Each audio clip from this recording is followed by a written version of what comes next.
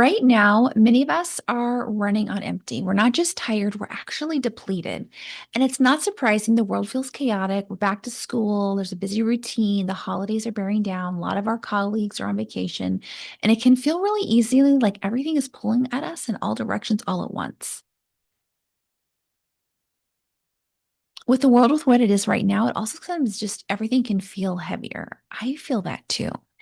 When we're running this low, it's easy for everything to feel what I call prickly, intense. It's easy to get reactive, yell at your husband when you're like not even that mad. Or a colleague gives you a slight glance, you're like, oof, I feel insulted. Your kid's attitude, maybe it ruins the whole evening. Small things just start to feel like big crises. The world feels extra harsh and hard. Here's what's going on. We're just low on reserves. It's sort of like breathing in on a very tiny straw versus being able to take a deep, expansive breath. Everything can feel intense and exhausting when you're breathing through a tiny, tiny straw. Now, on this podcast, we go over strategic decisions you could put in place to take back your time and resource yourself with an open calendar. Definitely do all of that. But today, I want to offer you something totally new that I've never offered, never shared before. I just invented it for a private client yesterday. I want to share it with you here because I've been sharing it with my private clients and I've seen them really be able to have massive transformations in just one call. And I'm calling it the Friendship Project. It will give you relief back today in a way you would never try on your own. It's faster than any medication, any therapist, coaching call. It's so fast. It will grow your capacity so that you feel like you're taking deep breaths, not sipping through a tiny, tiny straw. So, first, be aware of the pattern we will naturally fall into. It actually happened to me this week too. I was going through a lot. I will probably eventually talk about it, but a pet that I love very much unexpectedly died, had all of these emotions, a lot of other things happening in the world and in my life. And I found myself just wanting to cancel everything and climb under my bed and just cry all day, which is what our brain wants to do when it feels like very panicked about the world. Is it wants to just isolate. It wants to break all social connection and be on our own. And when we already have a busy life and a to-do list, it's very easy to say, I don't even have time to connect. I don't have time for connection. I don't have time to do one more thing. I just need to rush from work to home, from home to work, just rush, rush, rush, rush, rush, and lose all connection, which actually I find just makes the suffering even more intense. And before you know it, you're looking around and you're thinking, wait a minute, where did all my friends go? It's been like 25,000 years, right? The isolation makes everything intense. So this week I found myself purposely creating connections in lots of ways. And all of a sudden my suffering started to feel like it was lifting. And I saw this happen with my clients too, and what I'm calling the friendship project. So here's what actually works. Your brain's going to be like, go hide and suffer on your own. What actually will help you is the opposite. It's connection. And you're probably not going to want to do it, but I'm telling you, it will recharge you like nothing else. This is biology. Humans, we are hardwired to co regulate with other people. We are hardwired to be around people, to heal with other people who we feel safe with. We need witnesses who don't require explanations, who don't need to have it all together all the time. This is how we heal. This is how we recharge our batteries. And it's what I'm calling the friendship project. It is an intentional, radical act of choosing connection when everything else in your life is telling you to withdraw, isolate, and suffer on your own. Why girlfriends are different. Notice I didn't call it the husband project. I didn't call it the oldest daughter project, right? I said the girlfriend project. I did this on purpose. Because I know you might be thinking, well, I already have a lot of people in my life. I have a husband, I have a partner, I have 1,000 kids, I have all these relationships. And I want you to know, of course you do. Use them, all of them. But I'm telling you, a girlfriend is different. A girlfriend comes to you without roles attached. We love our husbands. We love our husbands and definitely seek them out for comfort. But they also sometimes expect comfort back from you. Your kids, amazing. Go to them for comfort, but also, at the back of their head, they're like, yeah, but mom keeps the house together and she's going to go clean the dishes after I cry, right?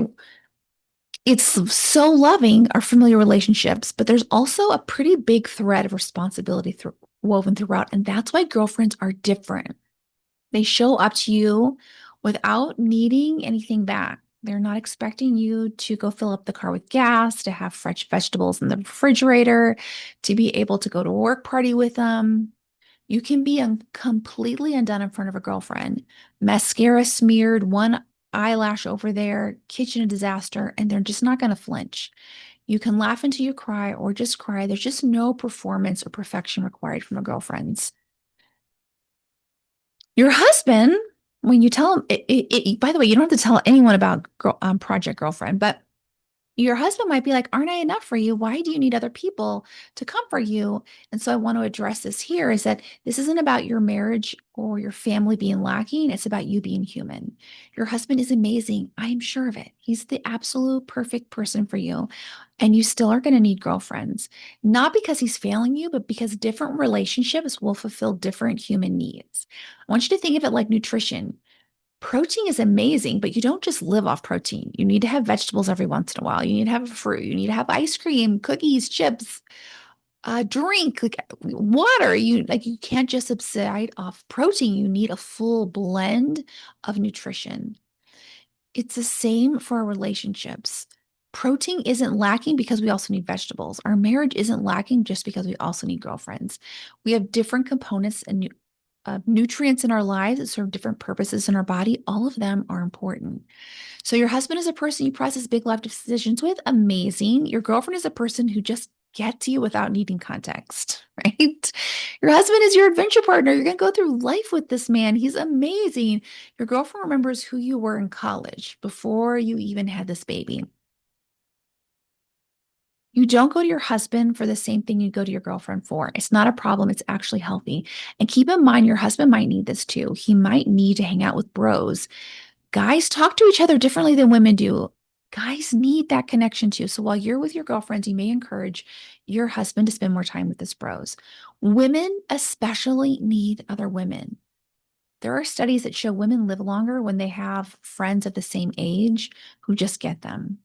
We need people who understand our experience with that explanation, who get the invisible labor, the mental load, the specific way we have to move through the world.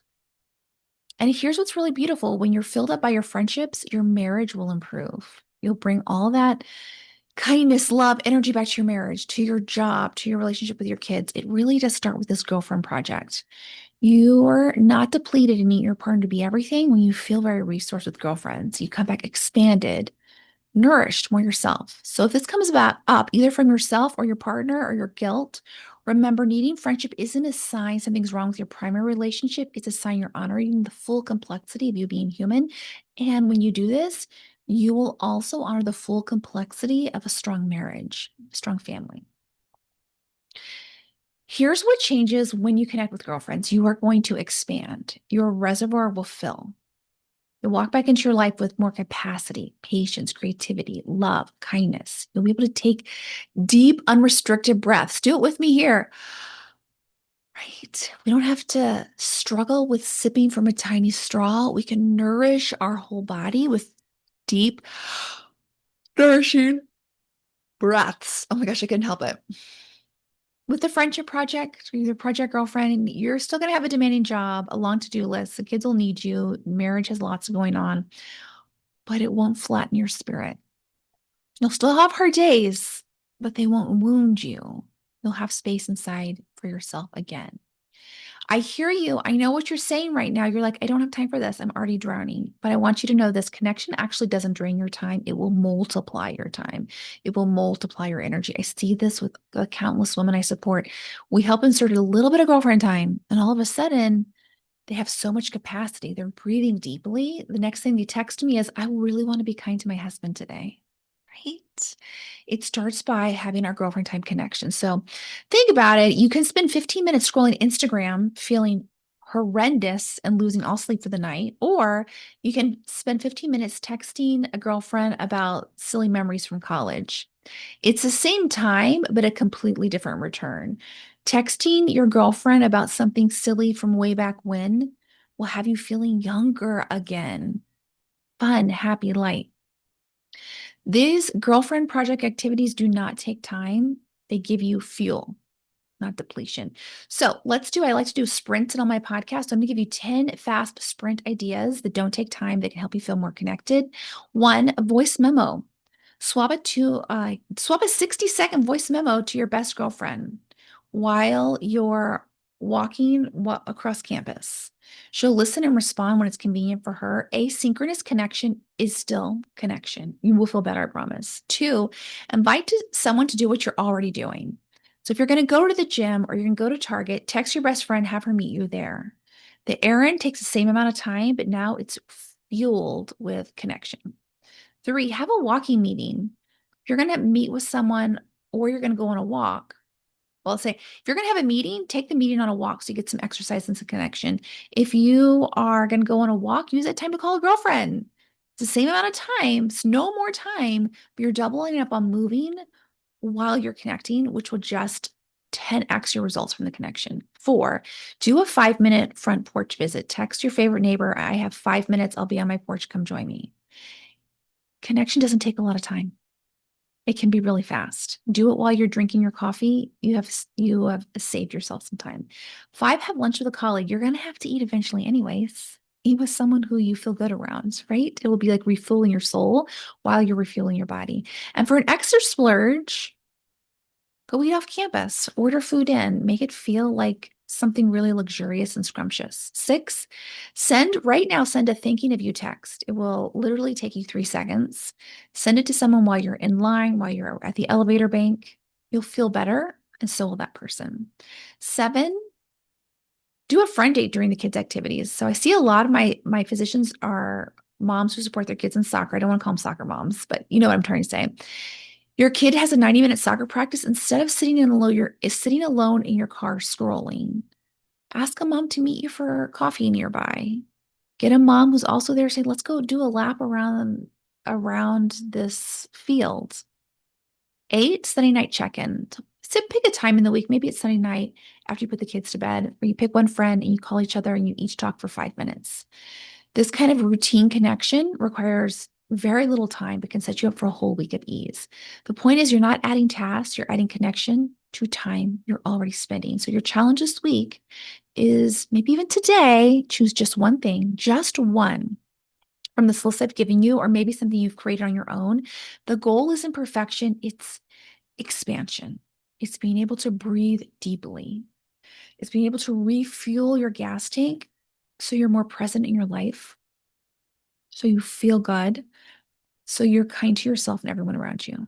In summary, the problem is when we're depleted, we isolate, and that makes everything worse. We get too busy to do anything that involves connection with anyone else. We cut that out. So the first thing we cut out is a girlfriend time, but it actually makes things worse. The solution when you're feeling depleted is to intervene and put in more girlfriend time that will refill your reservoir and expand your energy, because girlfriends play a pivotal role in your life, just like vegetables. You need them. Why this matters is girlfriends offer no threat of responsibility or performance or perfection. They're different from partners. They have different roles. We love our partners, but we need our girlfriends. The way we teach it, it doesn't take extra time. You're just adding your girlfriends to existing activities you would do all otherwise.